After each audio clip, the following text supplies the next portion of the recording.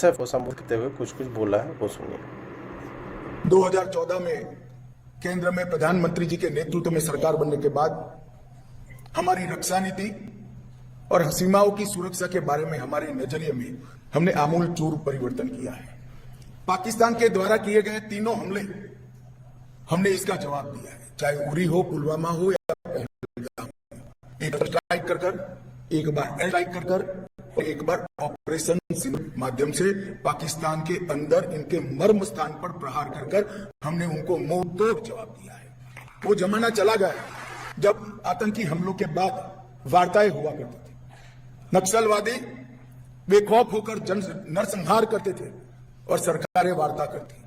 हमने हमारे सुरक्षा परिदृश्य को भारत के संविधान के स्पिरिट से मजबूत बनाने का काम किया है और ये सब एक प्रकार से एक नई डिफेंस डॉक्ट्रिन का एक प्रकार से घोषणा है और मैं मानता हूं उसमें सीमा सुरक्षा बल का बहुत बड़ा योगदान रहा है। सीमा सुरक्षा बल की सुरक्षा में सभी प्रकार की तकनीक को लैस कर एक अभेद बॉर्डर की हम सुरक्षा की ग्रिड बनाने का काम आगे बढ़ रहा है और बहुत कम समय में गृह मंत्रालय ड्रोन, रडार, आधुनिक कैमराज और बाकी सारी तकनीक के साथ एक स्मार्ट बॉर्डर के प्रोजेक्ट को लेकर देश के सामने आएगा और मैं मानता हूं ये लॉन्च होने के बाद सीमा सुरक्षा बल का काम काफी सरल भी होगा और मजबूत भी होगा, क्योंकि जब तकनीक आगे बढ़ रही हो तब हमने भी सुरक्षा में तकनीक का उपयोग करना पड़ेगा। इसके हर कंपोनेंट के लिए गृह मंत्रालय ने अनेक प्रकार की कवायद की है और लगभग एक इन टोटो स्मार्ट बॉर्डर के काम में हम बहुत नजदीक पहुंच गए हैं। मैं सीमा सुरक्षा बल के जवानों को भरोसा दिलाना चाहता हूं कि 60वें साल में ही हम स्मार्ट बॉर्डर प्रोजेक्ट को लॉन्च कर बांग्लादेश और पाकिस्तान की पूरी सीमा को हम अभेद करेंगे और इससे आपके काम में आपको बहुत बड़ी तकनीकी सहायता उपलब्ध हो जाएगी। दोस्तों नमस्कार। अमित शाह ने रैली में बोला है ये कोई आम बात नहीं है और रैली में बोलने वाला स्पीच नहीं है। वो घुसपैठियों को इस बार के कि ये सेना जो हमारे पुलिस वाले जो हैं उसमें बात किया गया है, कोई रैली में बोलने वाला स्पीच नहीं है। ये बहुत अमित शाह जब बोलते हैं तो बहुत बड़ा कुछ ना कुछ काम करते ही हैं कि इस टाइप का जितना भी घुसपैठियों का अंतिम दिन अंतिम सांसें गिनना बाकी रह गया है और ये उनका भाषण आपको बताता है कि वो कितने प्रतिबद्ध हैं घुसपैठियों को निकालने के लिए, क्योंकि मणिपुर, त्रिपुरा हो गया, बिहार हो गया, बंगाल हो गया, झारखंड ही है, बाकी सब जगह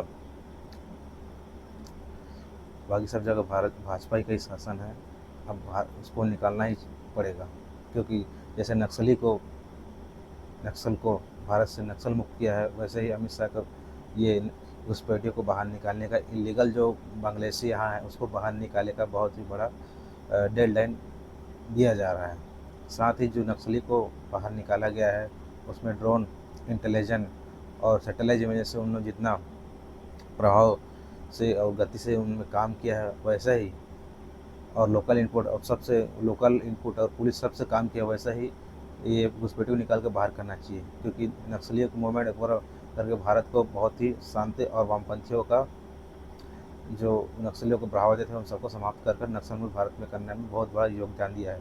उसी तरह अवैध घुसपैठियों को निकालने के लिए बहुत बड़ा साथ लोकल इंटेलिजेंस सबको होना चाहिए। इसलिए उन्होंने ये उनका कहना बहुत बड़ी बात है, क्योंकि अब नक्सलियों का के साथ घुसपैठियों का अंतिम सांसें गिनना चालू हो गया है और वो इस पर काम जरूर करेंगे, क्योंकि अमित शाह जब कहते हैं बहुत कुछ ना कुछ जरूर करते हैं।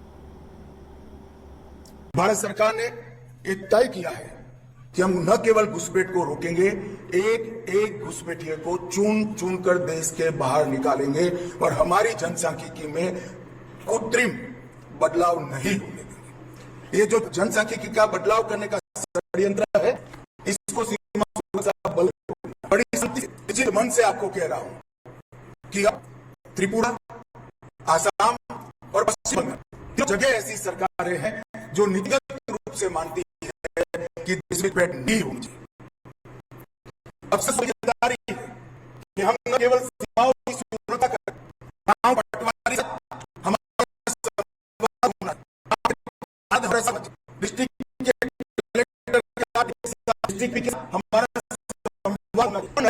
लेके आया है, क्या रूट है, कहां से तस्करी हो रही है, कहां से गौ तस्करी हो रही है, ये सारे रूटों को चुन कर बंद करना, समाप्त करना, ये बीएसएफ की जिम्मेदारी है। आने वाले दिनों में तीनों राज्य मुख्यमंत्रियों के साथ गृह मंत्रालय में हम भी करने वाले हैं और घुसपैठ की दृष्टि से एक मजबूत सुरक्षा ग्रिड हम बनाने वाले हैं। मगर मेरा सुरक्षा बल से भी आग्रह है कि आप भी केवल सीमा की जगह अब डिस्ट्रिक्ट कलेक्टर से लेकर पटवारी तक, एसपी से लेकर पुलिस के थाने के इंचार्ज तक हमारा संवाद होना चाहिए और इनसे मिली हुई सारी इंफॉर्मेशन का उपयोग कर घुसपैठियों को निकालने की एक सुचारू व्यवस्था भी बनानी चाहिए, घुसपैठ को रोकने की भी व्यवस्था बनानी चाहिए। और अमित शाह ने जब ये कहा लोकल पटवारी से बात कीजिए, तो पहले क्या होता था, जो भी बीएसएफ के जवान अपना इंटेलिजेंस अलग रखते थे और जो पटवारी है, डीएम है, एसपी, इनका जो लोकल इनपुट आईबी का ये या उन लोग नहीं, सीमा सुरक्षा सीआरपीएफ उन लोग नहीं मानते थे और उनका इनपुट ये नहीं मानते थे, दोनों का मतभेद होता था। लेकिन अब क्या है, पटवारी से और लोकल जो इनपुट रहते हैं, जो भाजपा में जो शासित अभी राज्य हैं सभी, उन सभी के पास एक लिस्ट रहता है। लिस्ट रहने के बाद क्या होता है कि भाई कौन अंदर आया, इन दोनों का मतलब बीएसएफ का इनपुट, कलेक्टर और जो यहाँ पर थाने का जो इनपुट रहेगा, वो सारे मैच करके घुसपैठियों को निकालने के लिए निकाला जा सकता है। निकालने के बाद भाई आप उनको चाहे बांग्लादेश से बात करके उनको दे दो, लेकिन वो तो लेने वाला नहीं है। नहीं तो आप क्या करो, रात में जो अंधेरा रात रहेगा उसमें उनको रिपोर्ट करके आ जाओ, वहाँ छोड़ दो और उसको बोल दो भी आप अगर इस पर आओगे तो आपको सीधा पनिशमेंट मिलेगा, क्योंकि इस पर तो आ नहीं सकते, क्योंकि पूरा फेंसिंग हो सकता है सब चीज़। और वो लोग अगर नहीं मांगे तो समुद्र डाल देंगे, ये बोल दो, ये हो जाएगा। ऐसे जो अमित शाह बोल रहे हैं ये ज़बरदस्त बोल रहे हैं। सब एक दूसरे को कलेक्टर है, कलेक्टर हैं, सबसे इनपुट लोकल कर सीमा सुरक्षा बल को जागरूक होना चाहिए और मुस्तैदी होकर घुसपैठियों को बाहर निकालना चाहिए, क्योंकि ये बहुत बड़ा भारत के लिए कोड है। दोस्तों, खबर मिली है कि भारतीय जनता पार्टी और सनातन द्रोही पार्टी डीएमके के साथ अलायंस करना चाहती है। ये या तो फेक न्यूज़ हो सकता है या फिर टेस्ट करने के लिए मीडिया में डाला हुआ है, क्योंकि भारत जो बीजेपी का सपोर्टर कैसे रिएक्ट करता है ये सब देखने के लिए। तो न्यूज़ ऐसे आती है दोस्तों। आज तक का न्यूज़ है, संसद में 2/3 बहुमत में जुटा रही बीजेपी स्टालिन को एनडीए में डालने की बात चल रही है। तमिलनाडु में हुए सत्ता परिवर्तन ने चेन्नई से लेकर दिल्ली तक सियासत पर असर डाला है। कांग्रेस से डीएमके की दोस्ती टूट गई, जो बीजेपी ने डीएमके के साथ हाथ मिलाने की रणनीति पर काम शुरू कर दिया। एमके स्टालिन एनडीए में लाने की प्लानिंग है ताकि वो 2/3 नंबर को जुटा सके। दोस्तों, ये न्यूज़ या तो फिर फेक हो सकता है, मुझे तो विश्वास नहीं हो रहा है, आई कैंट बिलीव इट। लेकिन भाजपा कई बार ऐसे अपने विरोधी विचारधारा के साथ भी सरकार बना चुकी है, ये भाजपा कर भी सकती है। अगर ये फेक न्यूज़ होगा तो खंडन आ जाएगा कि भाई ये फेक न्यूज़ है, या उनका आईटी सेल के द्वारा आ जाएगा आज या कल में। और अगर ये सच रहेगा तो ये कुछ दिन के बाद ये हाथ मिला लेंगे। मुझे विश्वास तो नहीं है, लेकिन ये हाथ मिलाने का भाई कैसे करेंगे? सनातन द्रोही पार्टी है ये एमके स्टालिन। इनके बेटे ने कुछ एक साल भर पहले, 1.5 साल पहले सनातन को जंगो मरीला कहा था और वो समूल नाश करने का बात कहा था। उस समय भी जो सनातनी लोग हैं उन्होंने कुछ एक्शन नहीं लिया बस, और बीजेपी ने तो कुछ बोला ही नहीं, थोड़ा बहुत बोल कर चुप रहेगा। उनको अच्छी तरह से उनको सबक सिखाना था और आंदोलन करना था। लेकिन ये दोबारा विधानसभा अभी जो तमिलनाडु में विजय की पार्टी जीते, उसके बाद उन्होंने जो उनके बेटे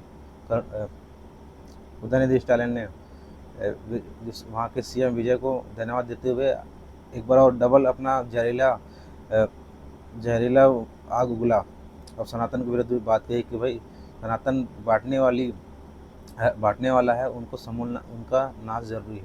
अरे तुम्हारे जैसे कितने आए और गए, लेकिन सनातन का कोई बाल भी बांका नहीं कर पाया। ऐसे पार्टी के साथ अगर ये कर लेंगे तो अपने समर्थकों को कैसे मुँह दिखाएंगे? ऐसे समर्थकों का इनको आज बीजेपी का कुछ बड़ी नहीं है, क्योंकि 2/3 बहुमत ऐसे भी इनको मिलने वाले नहीं है। ये बस चंद वोट के लिए ऐसा कर रहे हैं और सनातन विरोधी पार्टी से हाथ मिला रहे हैं, क्योंकि ये पेरियार को भी बाप मानते हैं अपना, और अब ये अपना बाप उदयनिधि स्टालिन को मानेंगे, क्योंकि भाई इनको भाई ये कह के डिफेंड करेंगे कि भाई आप पूरा जानते नहीं हो, आप जो बाहर का प्रेशर है, विदेशी प्रेशर है, ग्लोबल प्रेशर है, ये बस बोल रहे हैं। आप ये नहीं जानते कि 2031 या 34 में जो तमिलनाडु में सरकार बनाना चाहती है डीएम के साथ जाएगी और पूर्ण बहुमत के साथ तमिलनाडु में सरकार बनेगी, इसलिए हम ईशान के साथ गठबंधन कर रहे हैं, ऐसा ये अपने आप को डिफेंड करेंगे। अरे भाई, आपको अगर इतना ही करना था तो तमिलनाडु में अकेले चुनाव क्यों नहीं लड़े? आपको एक सीट बस आई। अगर आप अकेले लड़ते कम से कम आपको 10 से 15 सीट या 20-30 सीट भी आते थे, लेकिन आपको एक ही सीट मिला है। आप किसी दूसरे, जैसे बंगाल में आपने खुद अकेला लड़ा, वैसे ही वहाँ पर अकेला लड़ना था। हारते तो क्या होता, वैसे भी एक सीट आया है, अभी भी आता, लेकिन भाई अगर जीते तो भाई अपने दम पे लड़ा है, ये सब बोला जाता ना। आप क्यों नहीं करते इस स्टेप के? वहाँ पर दूसरे के बैसाखी के जरिए आप अंदर एंट्री चाहते हैं, लेकिन आपको ये जरूरी रहना चाहिए, ये जरूर सोचना चाहिए कि तमिलनाडु में भाई जातिवादी इतना जातिवाद बहुत है वहाँ। अब सनातन का अलग ही स्वर, आपको सनातन धर्म और हिंदू पार्टी माना जाता है, लेकिन आप इस सब एजेंडे को छोड़ के ये सब दुनिया भर का काम कर रहे हैं। इससे आपके समर्थकों में ऐसे बहुत गुस्सा है। साथ ही जो यूजीसी वाले मामले में भी आपको बहुत बैकलेस देखने को मिला है, इसलिए आप इस सुबह पढ़ रहे हैं कि भाई हम ये सब खबर करेंगे दोस्तों।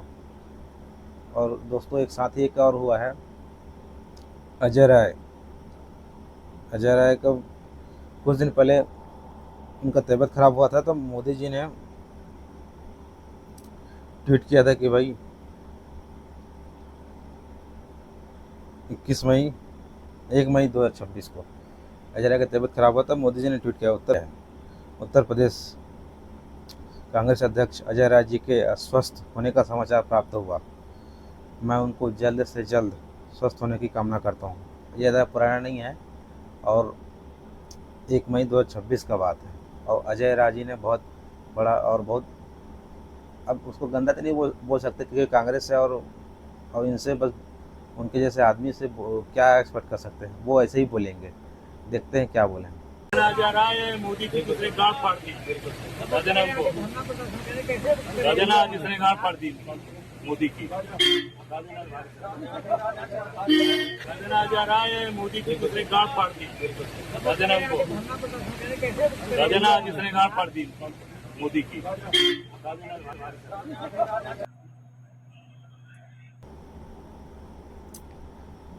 उन्होंने ये बोला, देखो इतना गंदा शब्द बोला। अब गंदा भी क्या बोल के क्या आ सकते हैं, वो ऐसे ही यही उम्मीद उनसे रख सकते हैं, क्योंकि भाई वो पहले बीजेपी में थे, लेकिन खासा उनको कुछ भाव मिला नहीं,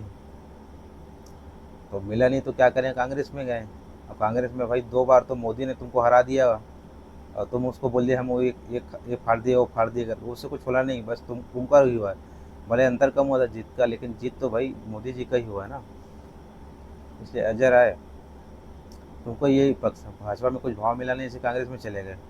और कांग्रेस जो उत्तर प्रदेश में क्या स्थिति है सबको मालूम है भाई, 1-2 सीट की आती कांग्रेस में, वही है। तो कांग्रेस वहाँ का अध्यक्ष बना दिया अभी घिसी पार्टी, तो यही आना जाना वहीं करते हैं और ये फाड़ दिया वो फाड़ दिया बस बोलते रहो, और तुमसे क्या उम्मीद रह सकती है?